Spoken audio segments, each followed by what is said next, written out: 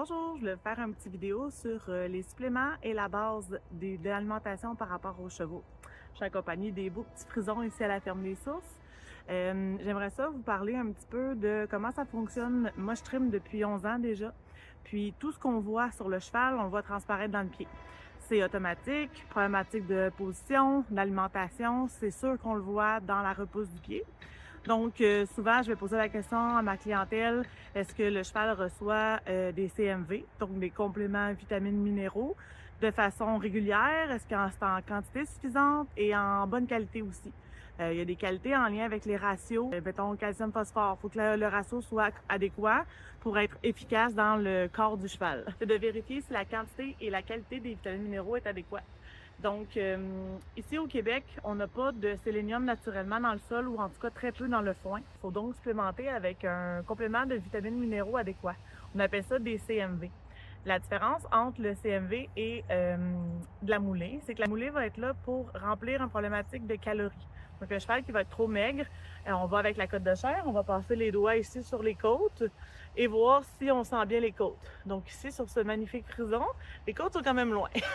Donc, on n'a pas besoin de supplémenter pour des calories. Donc, le cheval n'a pas besoin de mouler, mais va avoir besoin automatiquement de vitamines minéraux. Il n'y a pas de sucre la plupart du temps, surtout si on est avec une bonne qualité qui va être assez concentrée, donc on va donner une plus petite quantité. Les vitamines minéraux sont essentiels pour tous les chevaux, peu importe l'âge et la race. C'est vraiment la moulée qui va être différente pour un cheval comparé à l'autre. C'est pas une race en particulier, mais on s'entend que souvent les races de type thoroughbred à sang chaud vont avoir plus souvent besoin de mouler qu'un type canadien ou frison, par exemple, qui a besoin seulement de vitamines minéraux pour la plupart du temps, mais ça va vraiment avec l'individu. Un cheval qui va être plus vieux va souvent avoir besoin de mouler. Un cheval qui est plus jeune va peut-être en avoir besoin, peut-être juste l'hiver. Donc, c'est vraiment d'adapter. Je vous conseille de contacter votre nutritionniste pour avoir des rations spécifiques selon les besoins de votre animal. Je suis ici aujourd'hui pour parler de ce que l'alimentation fait dans le corps du cheval aussi. Les vitamines minéraux, c'est important pour le poil, pour les mus au printemps et à l'automne. C'est aussi important par rapport à la qualité de la corne, la densité de la corne. Souvent, on va parler de pieds blancs ou de pieds noirs, mais le plus important, c'est vraiment la densité. Avec un bon vitamine minéraux, souvent, on a une corne plus solide que si le cheval va prendre seulement de la moulée ou seulement du foin. C'est important aussi de comprendre que plus il y a du sucre dans l'alimentation, plus on a des problématiques dans le corps du cheval. Une problématique qui peut être de l'ordre de SME, le Cushing, donc des maladies, mais il y a aussi un lien direct avec l'intégrité du pied.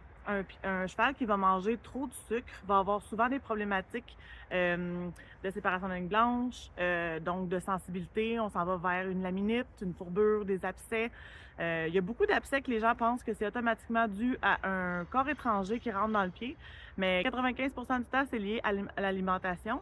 Si on a un trop plein de sucre par rapport à ce que le cheval est capable de métaboliser, on va souvent avoir des problématiques qui vont descendre dans le pied. Si vous êtes obligé de donner de la moulée, je vous conseille une moulée de type fibre et gras avec des fibres et du gras, d'éviter tout ce qui est soya, maïs, à moins que votre cheval fasse de la compétition, qu'il soit très, très actif, qui travaille beaucoup, sinon c'est vraiment à proscrire, particulièrement un cheval qui fait de l'embonpoint ou qui est sensible niveau tempérament chaud, qui va s'exciter rapidement parce que c'est du sucre qui est rapidement disponible, ça va faire des pics de sucre et ça va redescendre par la suite. C'est important aussi que ça touche le système immunitaire du cheval. Si le cheval manque de certains vitamines minéraux, va avoir un système immunitaire plus faible. Il y a de plus en plus de cas de sélénium très très bas qui rentrent à Saint-Hyacinthe dans les dernières années et c'est quelque chose qui est relativement facile à gérer.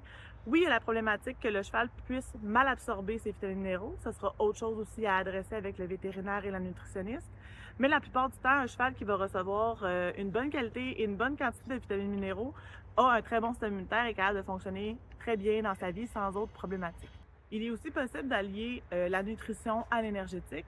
Dans ma pratique aussi, j'ai vu des chevaux qui avaient beaucoup de difficultés à perdre du poids, qui avaient des douleurs aux pieds qui n'étaient pas explicables. On faisait des radios, il n'y avait rien de particulier qui sortait non plus. Donc, c'est de ce côté-là que moi, je vais pouvoir travailler en collaboration avec les diagnostics que votre vétérinaire va vous avoir donnés et les rations que le nutritionniste va avoir préparées pour vous pour aller plus loin pour régler une problématique de perte de poids, de prise de poids ou de sensibilité de pied, par exemple.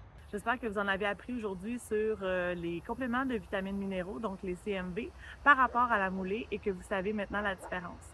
Si vous avez des problématiques qui durent depuis longtemps et que vous n'arrivez pas à trouver une solution, si vous avez des questions, vous pouvez me contacter sur mon Facebook, sur ma chaîne YouTube ou par courriel. Tous les liens vont être en dessous de la vidéo. Je vous souhaite une très belle journée à tous. Au revoir.